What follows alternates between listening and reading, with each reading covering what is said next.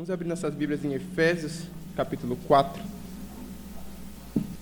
Efésios, capítulo 4, nós vamos ler do versículo 1 ao versículo 6. Diz assim: Rogo-vos, pois, eu, o preso do Senhor, que andeis como é digno da vocação com que fostes chamados, com toda humildade e mansidão, com longanimidade, suportando-vos uns aos outros em amor, procurando guardar a unidade do Espírito pelo vínculo da paz. Há um só corpo e um só Espírito, como também fostes chamados em uma só esperança da vossa vocação. Um só Senhor, uma só fé, um só batismo. Um só Deus e Pai de todos, o qual é sobre todos e por todos e em todos vós. Antes de começarmos a mensagem, vamos fazer mais uma palavra de oração? Baixar nossas cabeças. Santo Deus, eterno Pai, nós te agradecemos, meu Deus, por esse dia que o Senhor tem nos fornecido, meu Deus, pela oportunidade de estarmos falando da sua palavra, meu Deus. Sabemos que somos indignos, Senhor, de estar aqui, meu Deus, eu de estar pregando, de nós estarmos te servindo, meu Deus, porque as nossas obras são como trapo de imundícia para o Senhor, meu Deus. Mas por meio de Cristo, Senhor, o Espírito Santo dele, nós podemos, Senhor, e devemos glorificá-lo, Senhor, adorá-lo, meu Deus, sempre em comunhão, meu Deus. Que nós possamos nos arrepender de nossos pecados diariamente, Senhor, para que nós possamos estar, então, assim, nos santificando para a honra e glória do seu nome, Senhor. É isso que nós te pedimos, em nome do nosso Senhor Jesus Cristo. Amém. Bom, irmãos, hoje aqui nós temos pessoas reunidas, pessoas totalmente diferentes uma das outras, né? Pessoas que vieram de lugares diferentes, pessoas que são de famílias diferentes, pensam diferente em muitas coisas, né? Tem uma vida diferente, uma história diferente uma da outra, mas são pessoas que neste momento estão reunidas por um propósito só, pessoas que estão reunidas aqui como se fossem as mesmas pessoas, com o mesmo sentimento, com o mesmo intuito aqui, que é glorificar a Deus. Como a comunhão que Deus nos dá, né, por meio da sua graça, é maravilhosa, irmãos. Acho que não existe comunhão mais perfeita do que essa, onde pessoas de todo tipo podem viver felizes juntos, em comunhão, em alegria. Isso é o que a graça de Deus nos proporciona.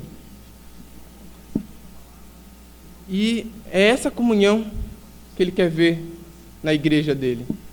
É essa comunhão, é essa união que Ele quer ver no povo dele. Ele fala lá em Salmos que com bom e com suave é que os irmãos vivam em união. A comunhão da igreja de Cristo, do corpo, glorifica o nome de Deus. Então isso que nós estamos fazendo aqui hoje, cultuando a Ele, em comunhão, todos em um só propósito, é o plano dele para nossas vidas. É o que Ele quer de nós. É o que Ele quer de nós aqui, é o que Ele vai fazer conosco quando nós subirmos ao céu, quando nós reinarmos com Ele.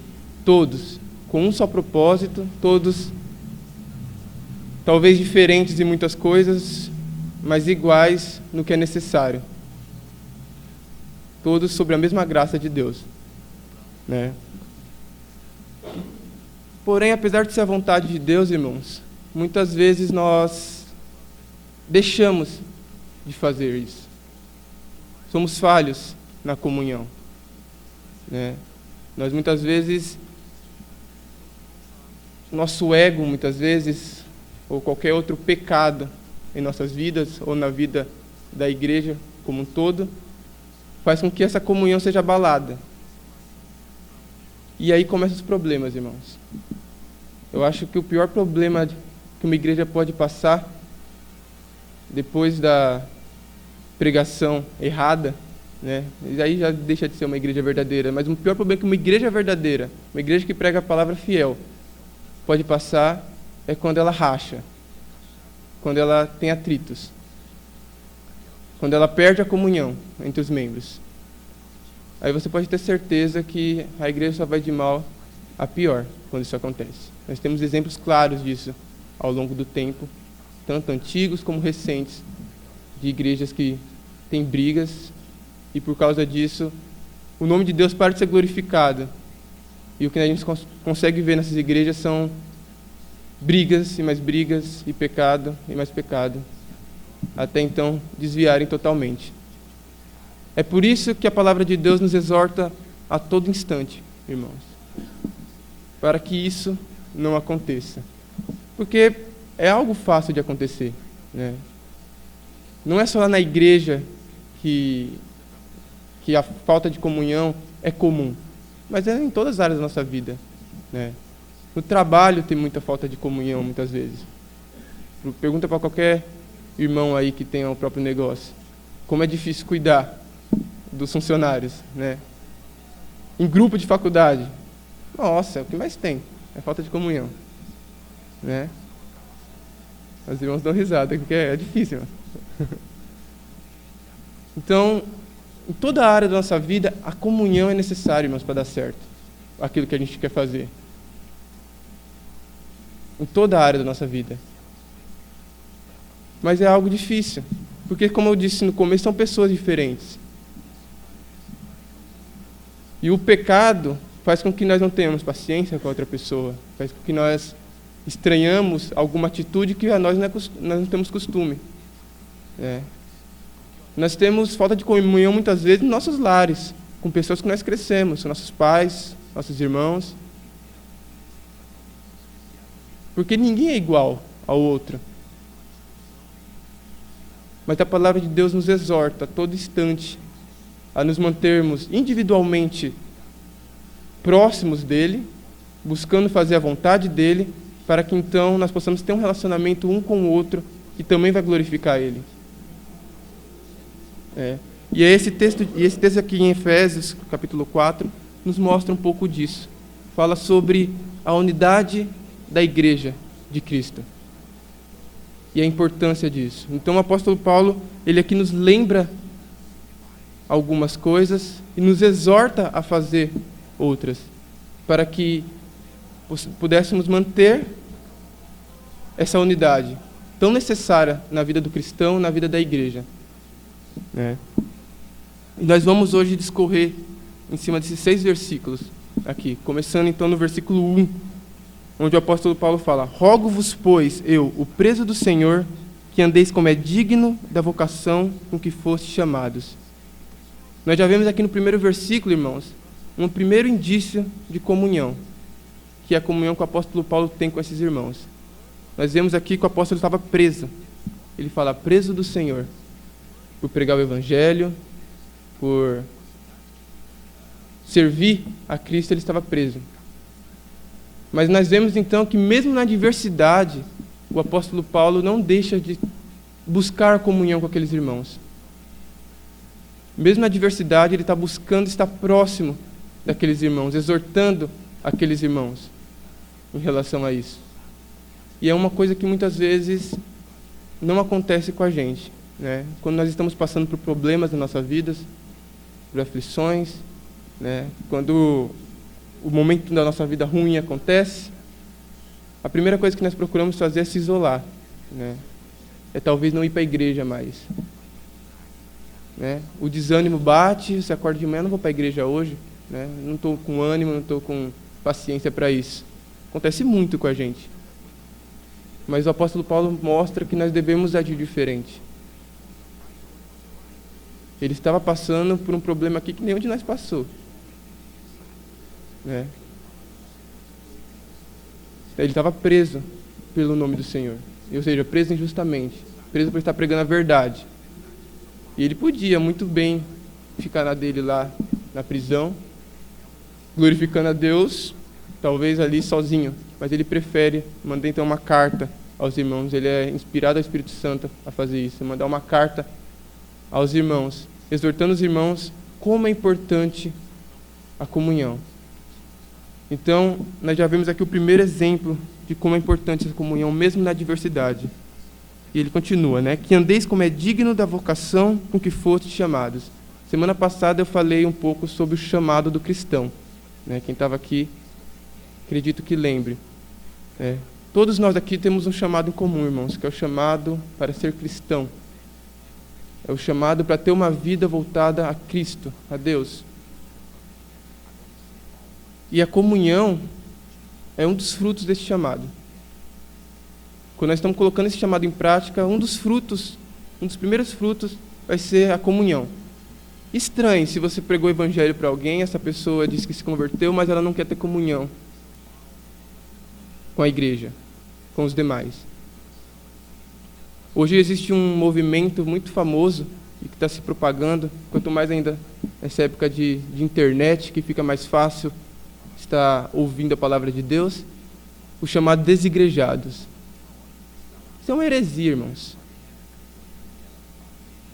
Isso acaba com o que é a igreja de Cristo, o que é um cristão. Pessoas que se acham boas o suficiente para que não tenham comunhão com o próximo. Pessoas melhores que a gente,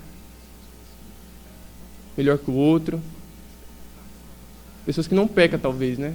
Porque não pode estar em comunhão com seu outro irmão que também é salvo pela mesma graça, né?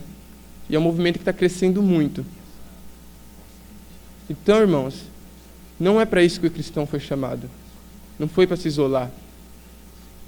O cristão, ele tem um chamado. E o apóstolo Paulo fala aqui, nós precisamos andar dignamente conforme esse chamado. E o que nós estamos fazendo aqui, hoje, é isso. Espero que nós tenhamos esse sentimento sempre. E ele começa com algumas exortações no versículo 2. Algumas coisas que nós devemos seguir, né? Ele fala, com toda a humildade e mansidão, com longanimidade, suportando-vos uns aos outros em amor. Então ele, já mostrando que a comunhão é importante, aplicando isso na vida dele, mandando essa carta para os irmãos, ele exorta a gente a ser dignos, né, do nosso chamado, a andar com dignidade conforme o nosso chamado. E ele exorta, então, o que nós devemos fazer para andar dignos desta forma? O que nós devemos fazer, então, para poder cumprir esse chamado? E ele fala, com toda a humildade e mansidão. Essas 4 coisas que ele fala aqui, elas estão ligadas umas às outras. Eu escolhi aqui, escolhi uma palavra e falar um pouquinho, mas se nós juntarmos as 4, nós vamos ver que elas estão ligadas umas às outras. Nenhuma que é um fruto que não esteja ligado no outro, né? Ele fala que com toda humildade, né? Talvez o que ele queira falar aqui, eu acredito que eu escolhi, humildade envolve muita coisa, né? Mas o que talvez seja o principal aqui é a falta de estima em nós mesmos, sabe? É você se portar como inferior ao próximo, né? Não colocar o próximo acima de você. Isso que acontece. Muitos problemas acontecem por causa disso, por causa de arrogância, falta de humildade. Somos todos diferentes em muitas coisas, mas somos todos iguais, irmãos, em relação ao pecado, em relação à ruindade, a maus pensamentos. Nós somos todos iguais aqui. Não é verdade? E a humildade, irmãos, é um fruto do cristão, porque ele entende, a partir do momento que ele é pecador, que ele deve se arrepender e que ele não é nada comparado a Cristo, e que o irmão dele também não é nada comparado a Cristo. Então, diante de Deus, somos todos a mesma coisa. Nós precisamos ter essa humildade, né? Muitas vezes nós exercemos funções diferentes, não só dentro da igreja, mas na nossa vida cotidiana. Talvez você seja um chefe, talvez você tenha um cargo alto, ou dentro da igreja talvez você seja o pastor, o diácono, talvez você seja um irmão que é chamado para pregar muitas vezes, mas talvez você também seja o irmão que está orando pela igreja. Não tem nenhuma função que seja apareça para os outros, mas você está orando para a igreja, pela igreja. Você prega o evangelho no seu trabalho, na sua casa. Talvez você limpe o templo. Estamos aqui no conforto hoje porque alguém limpou um templo. Independente da sua função, independente de quem você é, do que você exerce, nós não somos melhor que ninguém. A sua função não é menor que a função do pastor. Talvez para uma igreja existem necessidades. É lógico que a necessidade de ter um pastor é muito maior de ter alguém que limpe o templo, né? Mas é tão valioso quanto, para Deus é tão valioso se for feito para a glória dele. Então nós não temos motivo para não sermos humildes. Não temos motivos para nos acharmos melhores que alguém. Isso acaba, irmãos, com a vida da igreja. E você percebe que aqui ele começa falando com toda a humildade. Ele não está falando algo parcial, algo que é feito quando nos convém, mas é com toda. É nós buscarmos isso com toda a nossa vontade. É buscarmos isso na sua inteireza, completa. Sermos humildes completamente. As pessoas precisam olhar para a gente e não falar, olha como aquele irmão, ele sabe fazer aquilo, como aquele irmão é bom naquilo. Não é isso que nós precisamos buscar. O que nós precisamos buscar é como aquele irmão é humilde. Ele sabe fazer isso tudo, mas aquele irmão ele está falando com os mais necessitados. Mas aquele irmão ele está falando talvez com alguém que não tenha feito algo de errado, né? Alguma pessoa que é mais julgada dentro do grupo. Mas ele está falando, está mostrando humildade. Ele parte então para o próximo ponto. Mansidão, né? Que também tem a ver com humildade. Ser manso é ser humilde. Quando você perdoa o irmão te fez alguma coisa ruim, ele te fez algum mal. Isso acontece muito, irmãos, tanto das pessoas conosco como de nós para as pessoas. Nós somos pecadores e muitas vezes nós vamos falar coisas, vamos agir de tal forma que vai prejudicar o outro irmão, vai ofender o outro irmão. Mas ele fala, seja manso. Isso é humildade também. É ser humilde. É entender que, realmente, esse irmão ele pecou. Mas eu sou pior, né? Eu acho que eu faria a mesma coisa, se colocado na situação dele. Se você julga que você não seria capaz de fazer a mesma coisa, você já está fazendo, né? A pior coisa, acho que é a mais difícil, né? Acho que é agir com mansidão, irmãos. Desses citados aqui, eu acho que é o mais difícil, pelo menos para mim. Quando aperta o nosso calo, nossa, irmão, a vontade de gritar, de bater. Aí você acaba a discussão, você fica discutindo ali na cabeça com a pessoa, se eu tivesse falado isso, né? Mas isso é antibíblico, isso é diabólico, né? Nós precisamos buscar ser mansos uns com os outros.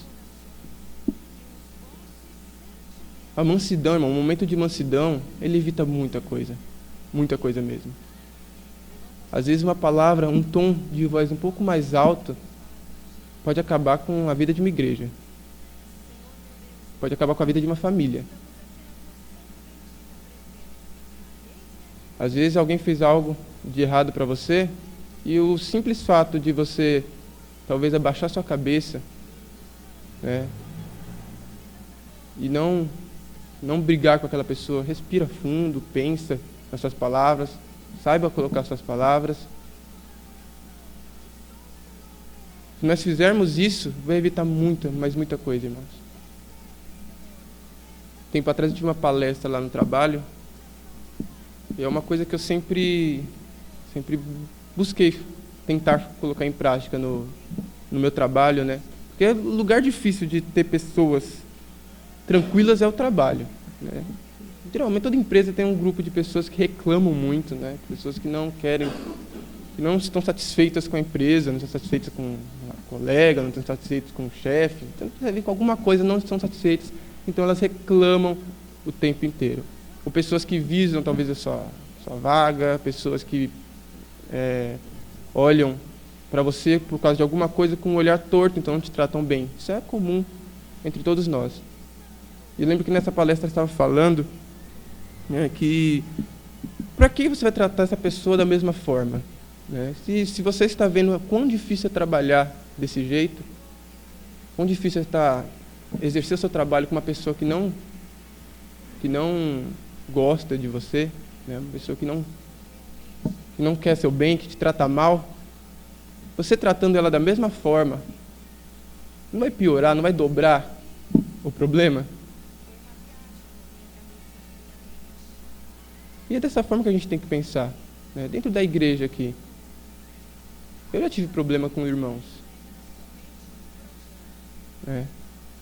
Não é algo difícil de acontecer, como eu falei para os irmãos. A gente tem problema com os irmãos.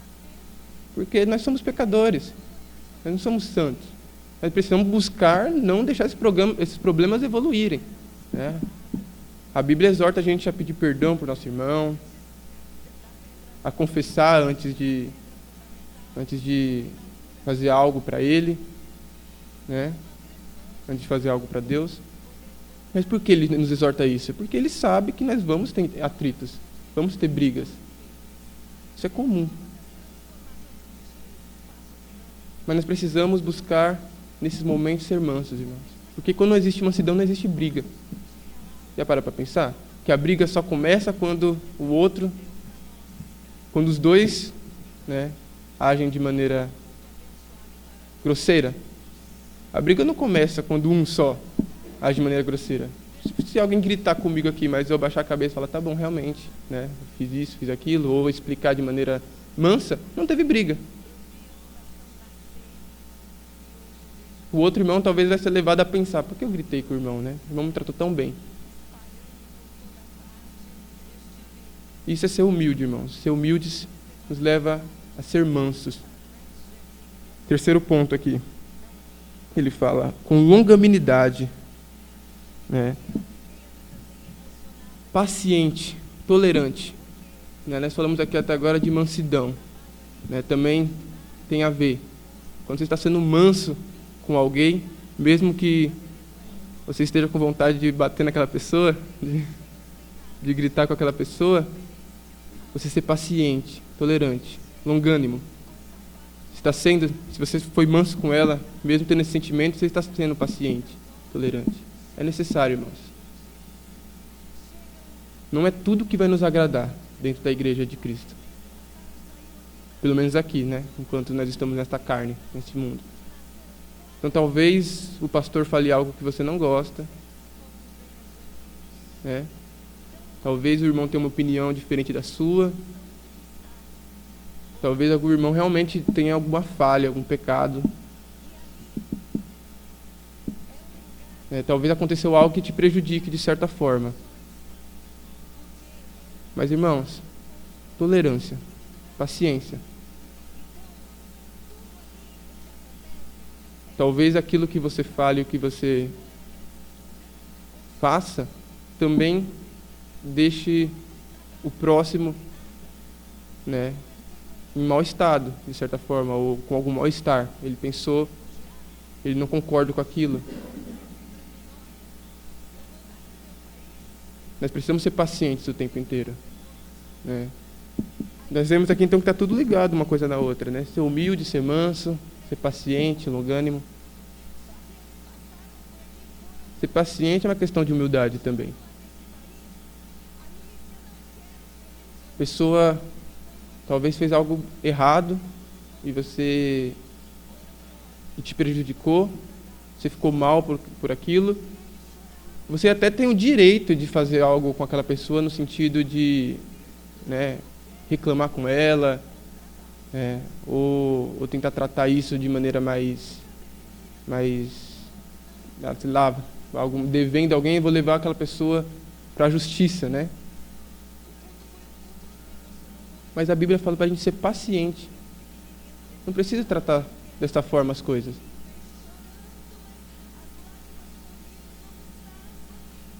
Dentro de casa, né, é muito comum filhos e pais, né, um não ser paciente com o outro. Eu, pelo menos, tenho uma dificuldade extrema de ser paciente com meus pais. É um erro meu, uma falha minha. Mas por quê? Porque nós queremos, tudo aquilo que acontece, a gente quer que aconteça para o nosso bem. Então, se algo contrariar aquilo que a gente acha que é o nosso bem, a gente acha que é motivo de colocar a culpa no outro. Então, se seu pai reclama de alguma coisa com você, automaticamente você diz, não, eu não quero isso. Eu não quero reclamação. Então você perde a paciência. Fala o que não devia falar. Pensa o que não devia pensar. Quando na verdade muitas vezes ele só reclamou porque você antes fez algo errado. Algo que prejudicou ele. E geralmente é assim, irmãos. Precisamos pensar, ter paciência, analisar. Não é algo fácil, mas é o que a Bíblia nos pede a fazer. Suportando-vos uns aos outros em amor. Esse significado de suportando-vos aqui, eu encontrei uma variedade de opiniões e de sentidos que esse suportando-vos pode trazer para a gente. Duas que eu achei interessante. Uma é o suportando-vos de dar suporte, ajudar.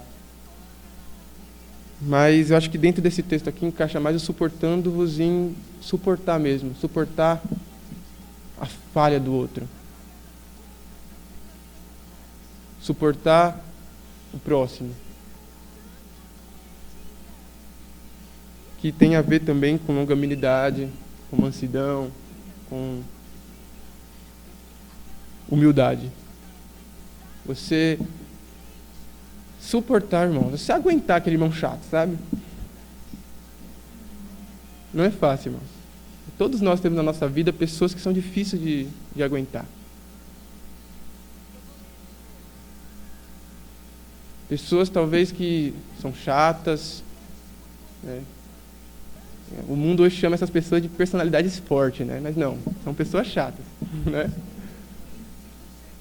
Mas pessoas que muitas vezes erram excessivamente em algo que nós não, algo que toca mais em nós. Nós precisamos suportar essas pessoas. E a gente tem que entender que suportar em amor, que é o que o mundo hoje tenta deturpar, não quer dizer você apoiar, aprovar a atitude daquele irmão, sendo ela errada. O mundo hoje, né, a pessoa quer fazer o que ela quiser de errado. Não, suporta essa pessoa em amor, né? Mas o suportar deles é apoiar. Não, ninguém é igual ao outro, né? Suporte em amor a diferença do próximo. Isso é diabólico também, irmãos. Esse sentido que o mundo traz para o suportar em amor é diabólico.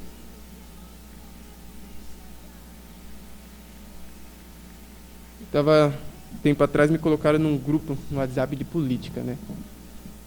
Eu nem vejo aquele grupo. Meu primo colocou lá e ficam falando lá. Só que quando foi essa semana, eles falaram sobre homossexualidade e tudo mais, e citaram cristão no meio, né? E aí eu me senti ofendido na hora, né? Eu falei, caramba, eles pensam totalmente errado da gente, né? E eu comentei lá, né, falando que o porquê nós não concordamos com o sexualismo, né, que não é questão social, não é questão... eu não concordo, discordo da homossexualidade por questões sociais, porque não reproduzem ou por qualquer outra coisa. Eu discordo porque a Bíblia fala que é errado. E eu coloquei isso lá, né? Aí um deles perguntou para mim que eu estava sendo homofóbico, né? Falando que seria homofobia, isso, seria preconceito. Eu falei, bom, se eu, particularmente, se tiver oportunidade, eu tenho amigos que se tornaram homossexuais ao passar do tempo. E se eu tiver a oportunidade de fazer eles não casar com uma pessoa do outro sexo, de não adotar um filho, de não praticar o que eles praticam, bom, eu não penso duas vezes em fazer eles voltar a ser naturais, né? Ser homens ou ser mulher. Não penso duas vezes. Aí eu falei para ele, se isso for homofobia ou preconceito, realmente eu sou preconceituoso, sou homofóbico, né? Porque o mundo ele tem essa ideia de que para você amar alguém, para você concordar, tolerar alguém, você precisa amar aquilo que a pessoa faz. Você não pode discordar. Se você discordar, está errado. E não é isso, irmãos. O amar vai muito além disso. Você saber, quando a Bíblia fala que para a gente suportar em amor, não é você aplaudir o que a pessoa fala, você precisa amar aquela pessoa, entendendo que ela é uma pessoa que nem você. Mas é você detestar o erro dela, realmente. E exortar ela em amor, com mansidão, longanimidade, humildade, para que ela não cometa aquilo, mostrando para ela que está prejudicando não só ela, como o próximo.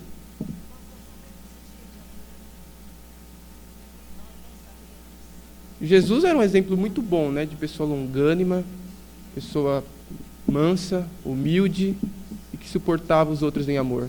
Vocês lembram da passagem da adúltera? Todo mundo querendo apedrejar ela. E Jesus, ele não deixa, ele fala, quem não tiver pecado, que atire a primeira pedra. E ninguém atirou, todo mundo foi saindo. Cristo ali foi longânimo, Cristo foi manso, foi humilde, misericordioso com ela. E eu lembro que foi até um argumento que do pessoal do grupo lá, né, falou para mim. Ah, mas e a adúltera? Jesus, ele era... Vocês falam que Jesus, né, proíbe as coisas, mas Jesus perdoou uma adúltera. Eu falei, mas no final do versículo, o que ele fala? Vai e não pequeis mais. Ele perdoou a pessoa, porque Cristo sabe o estado dela, sabe que ela precisava de salvação, sabe que ela precisa da graça de Deus, sabe que ela está na carne e é pecadora. Mas ele não tolerou o erro dela. Ele falou, vai e não fazeis mais do que você está fazendo.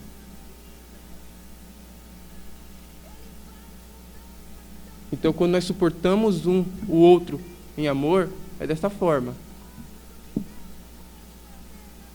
O que você está fazendo está errado.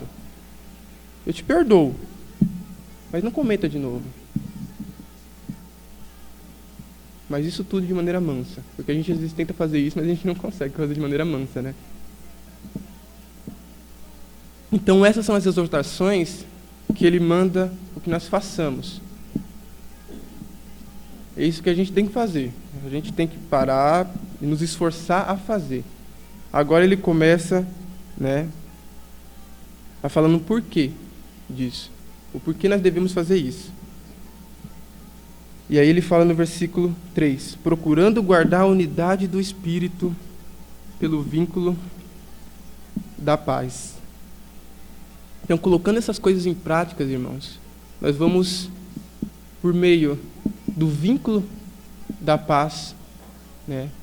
Mas colocando isso em prática, a igreja vai viver bem, a igreja vai crescer em amor, a igreja vai crescer em paz, e esse vínculo que a igreja vai criar, ela mantém a unidade do Espírito, guarda a unidade do Espírito que nós temos. Todos aqui somos diferentes, mas todos aqui temos o mesmo Espírito nos guiando. Todos nós que somos salvos e cremos em Cristo, que estamos aqui hoje, temos o mesmo Espírito nos guiando. O Espírito Santo que guia o pastor Paulo a ser pastor não é diferente do Espírito Santo que guia quem está lá nos slides. É todo o mesmo Espírito, a mesma personalidade, que gera em nós os mesmos frutos. E nós precisamos guardar isso, guardar essa unidade. As pessoas não precisam falar que o Samuel é igual ao Guilherme em relação às coisas da vida. O Samuel está fazendo administração, eu estou fazendo farmácia, nós somos totalmente diferentes em relação à nossa vida. Mas as pessoas precisam olhar para o Guilherme e para o Samuel e falar, eles são cristãos. Calma aí, é a mesma coisa que guia eles. É a mesma pessoa que está guiando eles. Estão seguindo os mesmos passos. É só o Espírito Santo que pode fazer isso na nossa vida, irmãos. Pessoas tão diferentes seguirem a mesma vontade, né? Ter o mesmo desejo. E colocando essas coisas em prática aqui, mantendo essa união entre nós vamos guardar esse vínculo que nós criamos. Quando guardamos essas coisas, vai fazer com que nós guardemos a unidade do Espírito. E aí o apóstolo Paulo começa então a nos lembrar algumas coisas.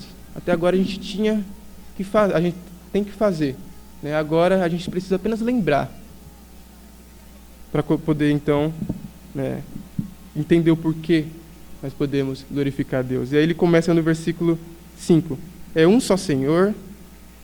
No versículo 4. Há um só corpo e um só Espírito, como também fostes chamados em uma só esperança da vossa vocação, um só Senhor, uma só fé, um só batismo, um só Deus e Pai de todos, o qual é sobre todos e por todos e em todos vós. Então aqui é algo que ele fala para nos lembrar, né? Há um só corpo e um só Espírito. Como falei para os irmãos, né, nós aqui temos funções diferentes dentro da igreja. Um é pastor, outro é diácono, um mexe no slide, outro limpa a igreja, um é tesoureiro. Todos temos funções diferentes. Um ora, um prega o evangelho em outros lugares. Derrubei o microfone. Todos, então, têm funções diferentes, mas todos fazem parte de um corpo só. O corpo de Cristo, onde Ele é o cabeça. Nós precisamos lembrar disso, então. Então, quando você estiver na sua vida com a igreja, precisamos lembrar. Bom, aquele irmão ali, talvez ele estava fazendo algo de errado que esteja me prejudicando, mas por que eu vou tratar ele com indiferença ou vou menosprezar ele? Ele faz parte do mesmo corpo que eu. Se ele parar de funcionar, talvez eu pare de funcionar também, né? Se em 2 Coríntios, né? Se não me engano, 2 Coríntios 12, mas fala do corpo, né? Do corpo de Cristo. Os olhos, as mãos, os pés. Cada um é diferente do outro, mas todos têm uma função importante. Nós temos 2 olhos, mas tira um, para você ver como vai ser bem mais complicado viver. Tira sua unha, né? Você vê se não fica sensível, se você não sente dor fácil. Tira o dedinho do seu pé para ver se você não fica desequilibrado. Cada centímetro do nosso corpo é importante. E nós precisamos lembrar disso. Somos um só corpo em Cristo. Imagine se nossa mão brigasse com o nosso pé. Teria como, né? Se os dois não andarem em comunhão. O corpo não anda, se for dessa forma. Então, irmãos, como um só corpo, para a glória de Deus, nós precisamos nos manter unidos. Um só Espírito. Nós falamos agora há pouco do Espírito de Deus, que é o mesmo Espírito que me guia, é o Espírito que guia você que está em Cristo também. Né? Nós somos semelhantes, irmãos. Quando o irmão erra, nós precisamos lembrar: esse irmão tem o mesmo espírito que eu. Eu preciso exortá-lo, orar por ele, porque ele pode melhorar. Talvez eu não cometa esse pecado que ele está cometendo, mas não é porque eu sou melhor que ele. O espírito que nos guia é o mesmo. Então, se nós orarmos por ele e exortarmos ele em mansidão, com comunhão, esse mesmo Espírito pode fazer a mesma obra. Esse Espírito nos leva a ser semelhante a Cristo. Precisamos lembrar disso. É o mesmo Espírito que nos traz a santidade. Então, não ache estranho se seu irmão peca em algumas coisas. O Espírito Santo que trabalhou em você nessa área vai trabalhar na vida dele também. Se assim, claro, ele permitir, se nós orarmos por ele.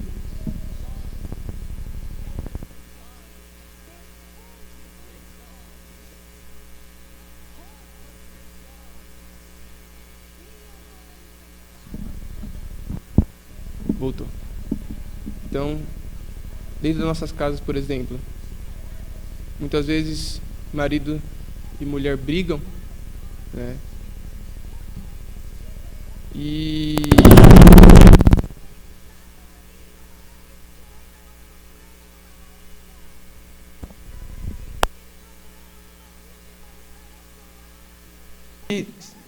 seja melhor que o outro, né? De certa forma.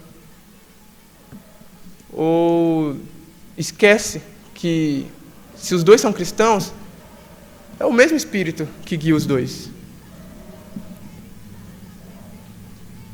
Então, quando você, marido, comete algo de errado e a sua esposa reclama com você, você precisa ser manso, você precisa ser paciente. E a esposa precisa entender também que ela precisa orar por ele. Ah, mas se ele não muda, não tem jeito. Eu acho que ele muda. Você consegue fazer isso? É o mesmo Espírito, talvez, que te guia a fazer isso. Ele também tem esse Espírito.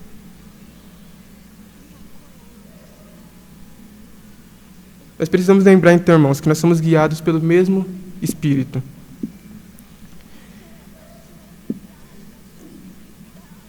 Como também foste chamados em uma só esperança da vossa vocação. E aí também é outra coisa bem gostosa de se pensar. Todos aqui estamos reunidos com uma só esperança.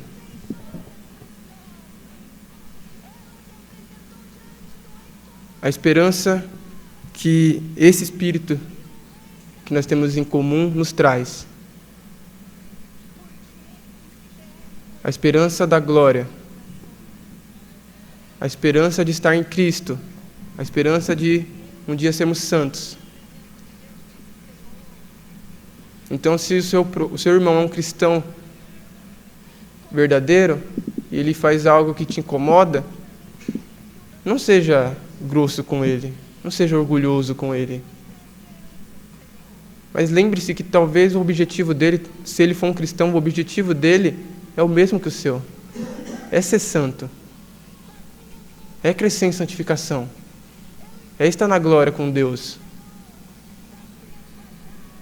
É ser parecido com Cristo. Só que ele talvez não tenha nessa área a mesma facilidade que você, né? Tem uma frase que eu não lembro muito bem como ela é, mas eu lembro o significado dela, né?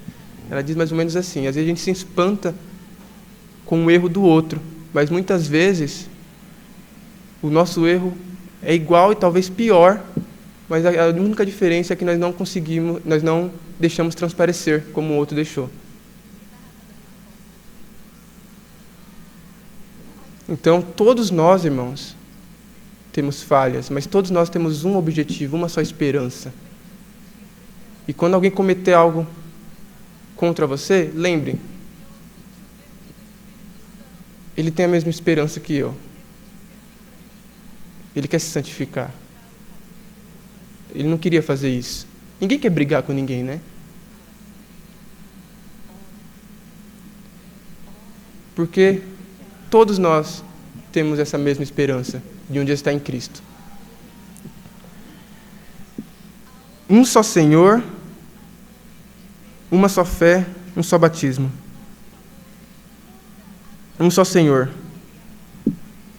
Outra coisa também super importante para que nós mantenhamos essa comunhão. Nós lembrarmos que o nosso Senhor é o mesmo. Isso acontece até em esporte, né? Torcida organizada. Às vezes acontece de brigarem entre eles lá, né? Mas se o time é o mesmo, você vai brigar com o próximo, né? Com a outra torcida. E com nós não é diferente, irmãos. É o mesmo Senhor. Não podemos brigar entre a gente. É o mesmo Senhor que nós estamos aqui querendo adorar. É para o mesmo Senhor que nós estamos vivendo. Estamos no mesmo time. A gente tem que brigar com o mundo. É lutar contra o mundo. Mas entre nós não pode ter essa luta. Nós precisamos lembrar, o Senhor é o mesmo. O Senhor que nos deu esse Espírito, o Senhor que nos deu essa esperança. Uma só fé, o Senhor que nos deu essa fé também. Aqui não está falando nem de fé, da questão da fé como prática, né? Não é aquela fé de que, eu tenho fé de que eu vou conseguir um emprego hoje, né? Eu vou conseguir alguma coisa. Mas é a fé que nos salvou aqui. Aquela fé de Efésios 2:8. Porque pela graça sois salvos por meio da fé. A fé que nós temos é a mesma também, irmãos. A fé que o nosso mesmo Senhor nos trouxe. A mesma fé que salvou o seu irmão, te salvou também. Outra coisa para nós pensarmos. Aquele irmão só faz coisa errada. Calma aí. Essa frase está meio complicada. O seu sentimento com essa frase, né? Você chamou ele de irmão, então você crê que ele esteja em Cristo, que ele tem a mesma fé que você. Então ele está indo para o céu que nem você. Então por que você trata ele com diferença? Ou com raiva? É a mesma fé, irmãos, que nos salvou. Ele vai para o próximo. Um só batismo. E aqui não é nem só a questão do batismo como o mergulhar na água lá, a prática do batismo em si. Mas é o simbolismo que o batismo traz. O significado do batismo. Todos aqui morremos para esse mundo, fomos sepultados com Cristo e ressuscitamos com Ele. Todos nós aqui fomos batizados nesse simbolismo. Todos aqui nós confessamos publicamente essas palavras.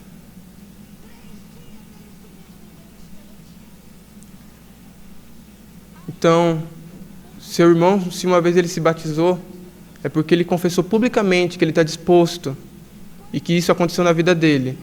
Ele morreu com Cristo, foi sepultado e ressuscitou para uma nova vida em Cristo.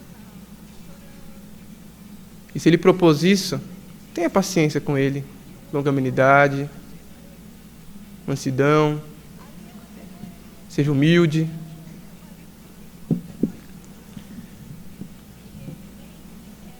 Ele termina então no versículo 6. Um só Deus e Pai de todos, o qual é sobre todos e por todos e em todos vós. O que nos proporciona isso tudo, irmãos, o que nos proporciona fazer o que nós temos que fazer no versículo 3, no versículo 2, o que nos proporciona as coisas no versículo 4 e no versículo 5, é Deus. E esse Deus, irmãos, Ele é Pai de todos os que têm Cristo.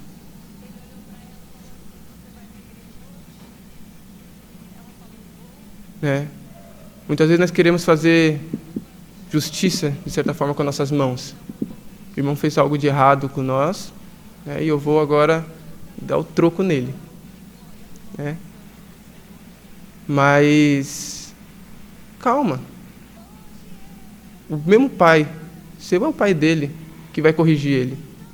Dentro de um lar, os irmãos que têm aí mais de um filho, quando esses filhos brigam, não é certo um ficar revidando o outro. O certo é, se um fez alguma coisa de errado, conta para o pai. Conta para o pai, que o pai vai lá e corrige da maneira certa. É o mesmo Deus que é Pai de todos nós, irmãos, o qual é sobre todos e por todos e em todos vós. É Ele que proporciona essa comunhão em nós. É Ele que mandou o seu Filho para morrer na cruz e nos salvar, para que nós pudéssemos, então, ter essa comunhão. É Ele que age em nossas vidas, é Ele que é sobre todos nós, é por todos nós. Então, diante de Deus, somos iguais. É Ele que está sobre a sua vida. É Ele que trabalha para o bem da sua vida. Romanos 8. Todas as coisas cooperam para o bem daqueles que servem a Deus, dos quais foram chamados segundo o seu propósito. Ele não coloca você ou uma pessoa específica, Ele coloca um grupo específico. É o grupo que crê em Cristo, é a igreja dele. Nós vamos terminar, irmão, lendo Atos.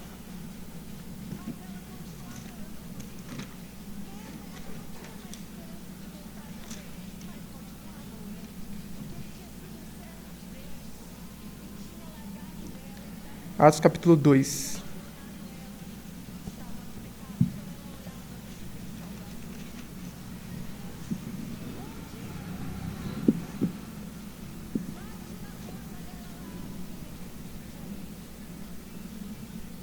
Versículo 41.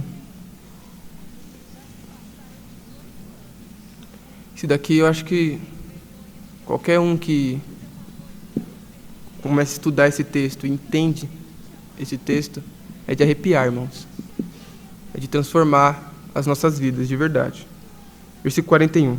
De sorte que foram batizados que de bom grado receberam a sua palavra, e naquele dia agregaram-se quase 3.000 almas. Então nós vemos aqui que a igreja está começando a crescer. 3.000 almas foram batizadas. Não necessariamente todas foram para ficar nesta igreja aqui, mas nós estamos vendo que as igrejas de Cristo estão começando a crescer. E perseveravam na doutrina dos apóstolos e na comunhão, e no partir do pão e nas orações, e em toda a alma havia temor, e muitas maravilhas e sinais se faziam pelos apóstolos. E todos que criam estavam juntos, e tinham tudo em comum, e vendiam suas propriedades e bens, repartiam com todos, segundo a cada um havia de mister. E perseverando unânimes todos os dias no templo, e partindo o pão em casa, comiam juntos com alegria e sigileza de coração, louvando a Deus e caindo na graça de todo o povo. E todos os dias acrescentava o Senhor à igreja aqueles que haviam de se salvar. Que maravilhoso, né, irmãos? É esse exemplo de igreja que nós temos que ter. Viu quantas vezes fala juntos, comunhão?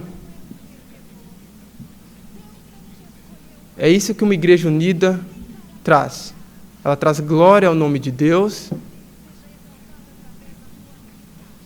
Ela expande o trabalho de Deus. Vemos aqui que no final, e todos os dias acrescentava o Senhor à igreja aqueles que se haviam de se salvar. Isso, irmão, a comunhão, ela é imprescindível para o bem-estar da igreja, para a vida da igreja. É imprescindível para nossas vidas. E se nós quisermos tocar um trabalho, se nós quisermos que esse trabalho ande, se nós quisermos vir para a igreja, sentar e ter alegria em ouvir a mensagem, e que o trabalho frutifique, e que nós não precisamos buscar entretenimentos ou outras coisas para poder sentir esse desejo, mas sentir apenas com a palavra de Deus. É necessário ter comunhão. Comunhão em Cristo. A Bíblia fala, todos nós somos um em Cristo. Em João 17, fala, que Senhor, Jesus orando a Deus. Então, Senhor, abençoe eles, para que eles sejam um, como eu sou um em Ti. Temos tudo, talvez vidas totalmente diferentes, irmão, mas nós temos algo em comum, que é o necessário. E é isso que nós precisamos preservar. A unidade do Espírito, a comunhão entre os irmãos, para o crescimento da obra de Deus. Não é nem visando o próximo ou visando o seu bem-estar mesmo. Isso daí é importante. Mas é visando a glória de Deus. É pecado não estar em comunhão. Que nós possamos então pensar nisso, irmãos. É difícil, né? Eu sou legal, então para mim não é tão difícil não, mas que nós possamos pensar então nisso com carinho, irmãos. Possamos amar mais o nosso irmão. Possamos viver mais próximos do nosso irmão.